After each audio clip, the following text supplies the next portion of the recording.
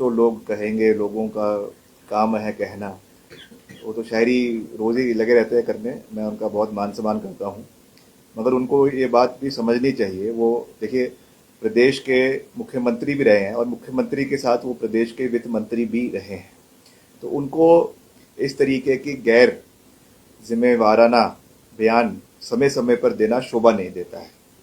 मैंने पहले भी कहा, मैं व्यक्तिगत रूप से उनका बहुत मान सम्मान करता हूं, मगर उनको पता होना चाहिए कि समय के साथ चरणबद्ध तरीके से सारी पेमेंट्स ठेकेदारों की, चाहे वो ए क्लास है, चाहे बी क्लास है, चाहे सी क्लास है, चाहे डी क्लास है, चाहे वो सेंट्रल स्पॉन्सर्ड स्कीम्स है, चाहे वो नाबार्ड की स्कीम्स है, चाहे वो सीआरएफ की स्कीम्स है, चाहे वो प्रदेश बजट की स्कीम्स है, हर तरीके के कार्यों का जो है अनुदान डिपार्टमेंट द्वारा किया जा रहा है। पिछले कुछ समय से, क्योंकि थोड़ा सा एक वित्तीय संकट प्रदेश के ऊपर था, और ये ऐसा नहीं है कि आज ही है, ये तो लगातार चल रहा है।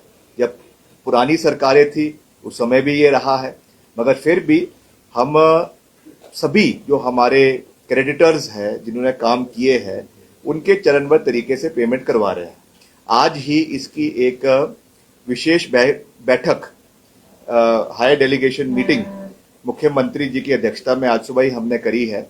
उसमें सेक्रेटरी फाइनेंस भी थे, सेक्रेटरी पीडब्ल्यूडी भी थे, हमारे ईएनसी भी थे, और ये निर्णय लिया गया है कि जितने हमारे छोटे कार्य हैं उनके लिए इमीडिएट जो है 80 करोड़ रुपए पीडब्ल्यूडी डिपार्टमेंट को रिलीज किए जा रहे हैं, जो अगले 2 दिन के अंदर रिलीज करवा दिए जाएंगे। और इससे हमारा भुगतान जो है वो कार्यों का जैसे पहले भी हो रहा है वो आगे भी होता रहेगा। तो मैं समझता हूं कि जयराम जी को ठेकेदारों की इतनी चिंता नहीं होनी चाहिए। चिंता करनी चाहिए तो प्रदेश के लोगों की करनी चाहिए। ठीक है, ठेकेदार भी एक बहुत महत्वपूर्ण कड़ी जो है वो निभाते हैं, काम करते हैं, मगर चरणबद्ध तरीके से सब कार्यों का भुगतान किया जा रहा है। और बहुत से ठेकेदार जो है वो कोर्ट्स में भी जाते हैं, कोर्ट से भी उनको एडवर्स ऑर्डर मिलते हैं। तो मैं उन चीज़ों पे अभी विस्तार पूर्वक नहीं जाना चाहता हूं, मगर वी स्टैंड कमिटेड कि जो भी लायबिलिटीज डिपार्टमेंट की है उसको हम चरणबद्ध तरीके से पूरा करेंगे। मगर मैं आपको ये बताना चाहता हूं कि पीडब्ल्यूडी डिपार्टमेंट जो है वो आइसोलेशन में काम नहीं करता है, वो एज अ होल सरकार का एक विभिन्न अंग है। इसलिए जो डिस्ट्रीब्यूशन, जो एलोकेशंस डिपार्टमेंटल वाइज हर डिपार्टमेंट को करवाए जाते हैं, उस तरीके से हम सरकार के सहयोग से इसमें कार्य करेंगे। और जैसा मैंने कहा कि 80 करोड़ रुपए मुख्यमंत्री जी ने आज सुबह ही स्वीकृत किए हैं, जो हमारे छोटे ठेकेदारों की जो अदायगी है पिछले काफी समय से, खास करके जो आपदा अभी पीछे भी आई थी उसकी भी है, उसको इमीडिएटली उसका भुगतान किया जाएगा। अभी मैं डिपार्टमेंट के अधिकारियों को उसके बारे में बुलाऊंगा और उसमें दिशा निर्देश दिए जाएंगे और उसको उस पर कार्यवाही की जाएगी। सर, आपका भी विजिट रहा तांदी गांव में और मुख्यमंत्री भी गए हैं, तो किस तरह से जो है? नहीं, देखिए, मैं धन्यवाद करना चाहता हूं मुख्यमंत्री जी का। जब मैं तांदी से वापस आया था तो एक विशेष मांग जो वहां पे लोगों ने रखी थी, करीबन 23 वहां पे मकान जलकर राख हो गए थे पूरी तरीके से। उन्होंने कहा था कि जो आपदा के दौर में जो राहत राशि सरकार ने घोषित करी थी 7 लाख रुपए टोटली डैमेज हाउसेस को, और 2.5 लाख रुपए जो है वो पार्शली डैमेज हाउसेस को वो की जाए।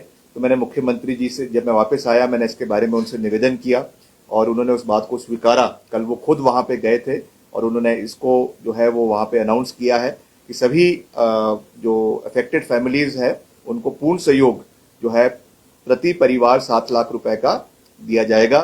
तो इसके लिए मैं मुख्यमंत्री जी का धन्यवाद करता हूं। और संवेदनशीलता की ऐसे समय में आवश्यकता जरूर रहती है, मगर मेरा प्रदेश की जनता से भी ये निवेदन है, खास करके जो पहाड़ी क्षेत्र के लोग हैं, हमारे चंबा में है या कुल्लू में है या रोडू में है, शिमला में है, सिरमौर में है, जहाँ पे ये प्रचलन रहता है कि हम घरों में ही एक निचले बेड़े में, पुराने घरों में जो है वो घास को सुखाने का कार्य करते हैं। ये भी एक बड़ी चिंता का विषय है। इसमें हालांकि एक एडवाइजरी डिप्टी कमिश्नर द्वारा कंसर्न डिपार्टमेंट, कंसर्न जिलों में दी गई है, मगर मेरा ये निवेदन रहेगा कि जो ये सूखा घास है इसको आप अपने घरों में ना रखें, घरों से थोड़ा दूर रखें, क्योंकि कोई भी अगर कोई शॉर्ट सर्किट हो जाए या और किसी चीज़ की वजह से आग पकड़ ले तो फिर उसको कंट्रोल करना जो है वो बहुत मुश्किल हो जाता है। और तांदी गांव के लिए हमने वहां पे कहा था कि हम सड़क इमिडिएटली वहां पे पहुंचाएंगे। मैंने अभी भी डिपार्टमेंट से बात करी है, जो वहां पे उसकी अपग्रेडेशन का कार्य है, क्योंकि तांदी एक फॉरेस्ट का एक डेंस फॉरेस्ट है और वहां पे जो है हमारे बहुत से फॉरेस्ट ट्री हाउसेस उस इलाके के अंदर बहुत ज़्यादा है, जिससे बहुत सा टूरिस्ट भी वहां पे आता है। तो अच्छी कनेक्टिविटी इलाके के अंदर हो, इसके लिए हम उसको कार्य शुरू कर रहे हैं। मैंने डिपार्टमेंट को कहा है कि जो हमारा PMJSY 4 अभी शुरू होने जा रहा है, उसके अंतर्गत इस सड़क को, आपकी तांदी सड़क को भी डाला जाएगा, ताकि वहां पे ऑल वेदर कनेक्टिविटी साल के 12 महीने वहां पे लोगों को उपलब्ध रहे, टूरिज्म इलाके के अंदर बढ़े। ये मैं जो है वो